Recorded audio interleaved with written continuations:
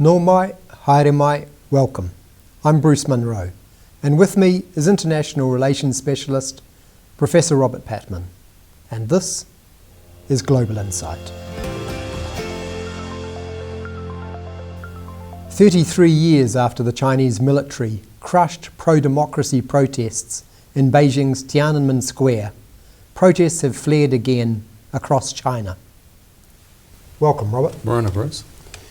Is China having a 21st century Tiananmen Square moment? Well, there's certainly parallels, and I think it's very difficult to know exactly the trajectory of the current protests, but we do know they're reasonably widespread, affecting cities like Beijing and Shanghai. They seem to be centred on a rejection of Xi Jinping's zero COVID policies, but there has also been a political overtone to them. I think it's too early to say that we're witnessing a repetition of Tiananmen Square. It will depend how the regime led by Xi Jinping responds to the current protests. And that's an interesting point. You know, compared with back in 1989, how has the world and how has the Chinese Communist Party and China itself changed over that time? Quite a lot.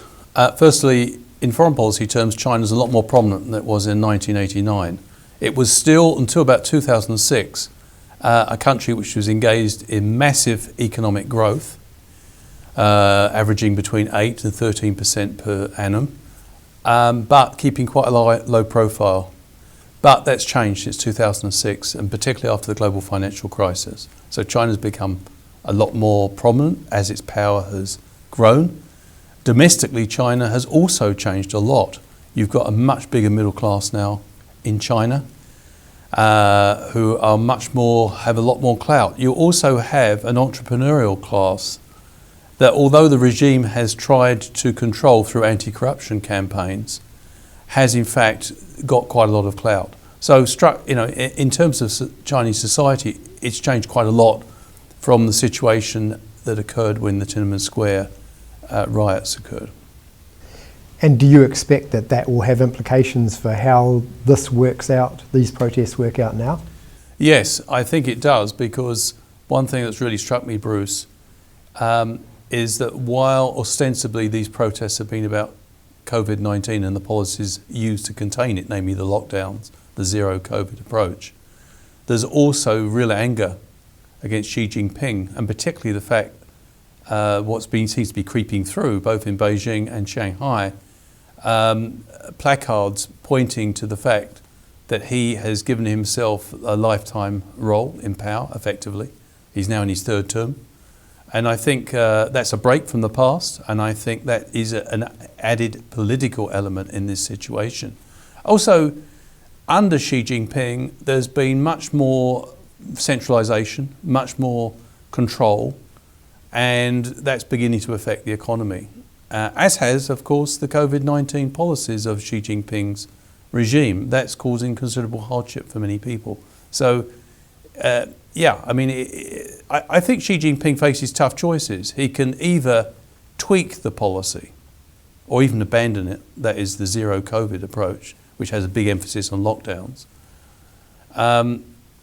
He can do that, but he runs the risk of politically losing face. Or he could do what previous Chinese governments have done when confronted with widespread protest, such as in the Tiananmen, 1989, bring in the People's Liberation Army, which is very loyal to Xi. But that would send out a message to the world that Xi's prepared to kill people to stay in power.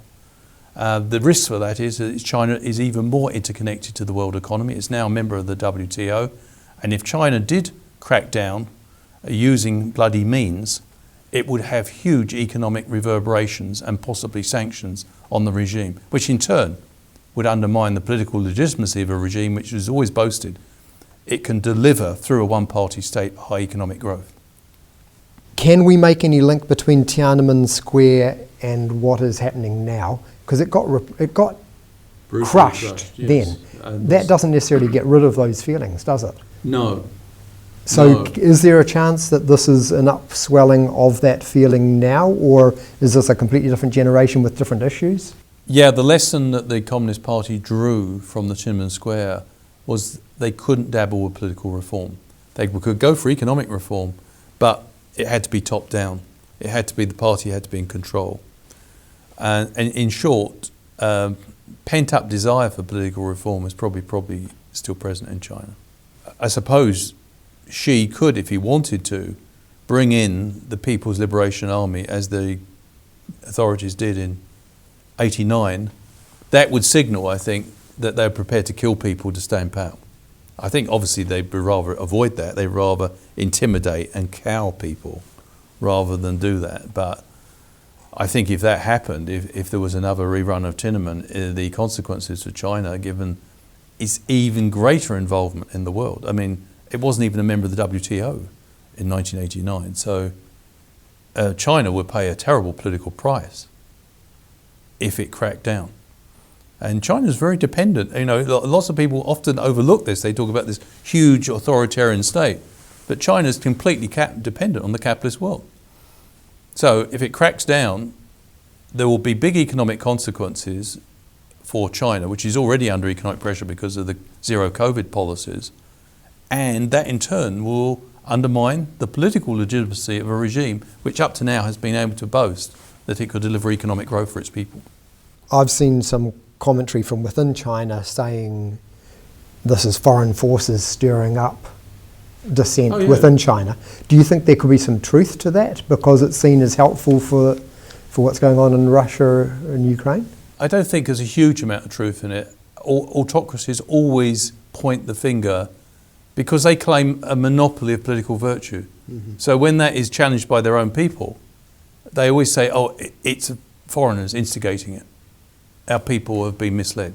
Right. So that's always, that's what the Iranians are doing. They're saying all these young women and men protesting against the regime are being manipulated by anti-Iranian forces from abroad. I think that's a bit of a political scapegoat, really. Three important authoritarian regimes, China, Russia and Iran, are all facing major challenges right now. Mm. What's going on? That's an interesting question. In the Western world, we often worry about democracy being under threat and endangered by these authoritarian regimes, which sometimes seem to be ganging up against Western democracies. But to put this in perspective, and I think these recent events in Iran and China do so, these autocratic regimes are more concerned about domestic security often than they are about their external policies, and for good reason. They're very insecure, and they're very vulnerable to these sort of protests which can snap a regime which lacks domestic legitimacy. I think there's that factor that we live in an interconnected world, and authoritarian regimes need to control their population in a way that democracies don't. And particularly, they need to control the narrative. Well, that's becoming increasingly difficult. In short, in the 21st century, the future does not look rosy for authoritarian regimes whose well-being and control in power depends on controlling information, which is becoming increasingly difficult. I think another interesting factor here is that as the protests mount in Iran and China, that's got grave problems. That presents grave problems for Mr. Putin's ambitions in the Ukraine. It means that his options in terms of foreign support are limited. He's been relying on Iran and China for economic and military assistance to some degree, and at least for diplomatic support. And as those regimes begin to concentrate on matters at home, that's quite bleak news for Mr. Putin. In short, Mr. Putin's catastrophic choice to invade Ukraine is probably now going to be diplomatically compounded by what we're seeing with the outbreak of protests in China and Iran. Russia's isolation looks more complete. Thank you, Robert. Thank you. And I also want to thank you for the fact that we've had 100 episodes now. This is the 100th episode of Global Insight, and I want to thank you for your excellent contribution over those programs. Thank you. It's been great fun. And you've certainly put the insight into Global Insight. So thank you. Thank you for that. Thank you very much.